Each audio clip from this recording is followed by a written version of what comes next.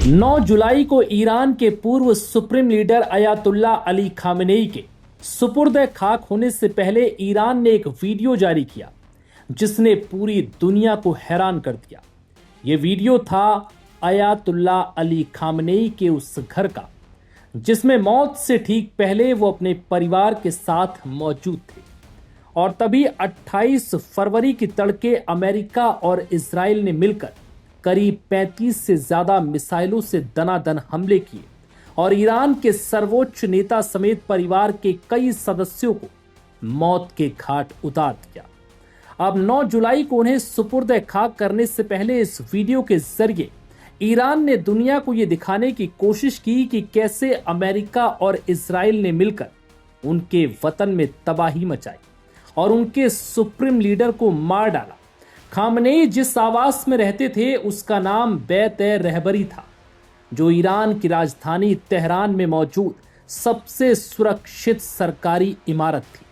लेकिन अब खंडहर में यह तब्दील हो चुकी है। यह आवास बाहर से दिखने में जितना पुराना लग रहा था, यह अंदर से उतना ही शाही और भव्य था, जिसकी नक्काशी और सजावट किसी का भी दिल जीत ले। लेकिन अब यह सिर्फ मलबे में तब्दील हो चुका है। हैरानी की बात यह है कि जिस वक्त अमेरिका और इजराइल ने मिलकर यहां एयर स्ट्राइक की, उस वक्त ईरान के supreme leader Ayatollah Ali Khamenei के साथ उनके परिवार के कई सदस्यों समेत तमाम वरिष्ठ अफसर मौजूद थे। रिपोर्ट्स के मुताबिक इस हमले में खुद अयातुल्ला अली खामेनेई, उनकी बड़ी बेटी, दामाद और उनके बेटे मोज्तबा खामेनेई की पत्नी और एक पोती भी मारे गए।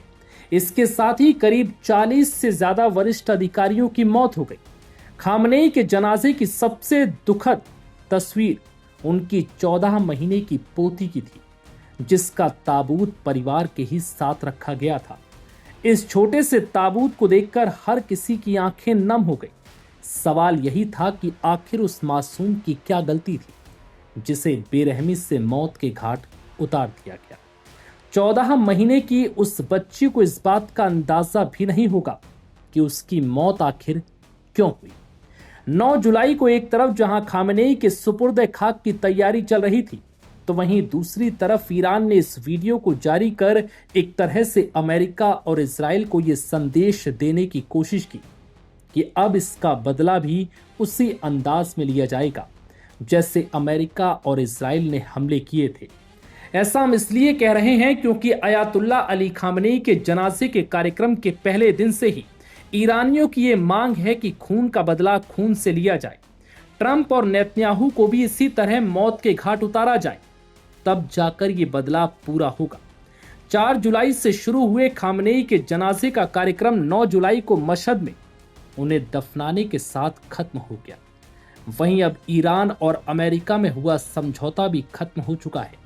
ईरान ने तुर्की की राजधानी अंकारा से इस बात का ऐलान किया कि अब यह डील किसी काम की नहीं, क्योंकि ईरान की कमान खतरनाक, घटिया और मानसिक तौर पर सनकी लोगों के हाथों में है। ऐसे में अब बातचीत का कोई विकल्प नहीं बचता।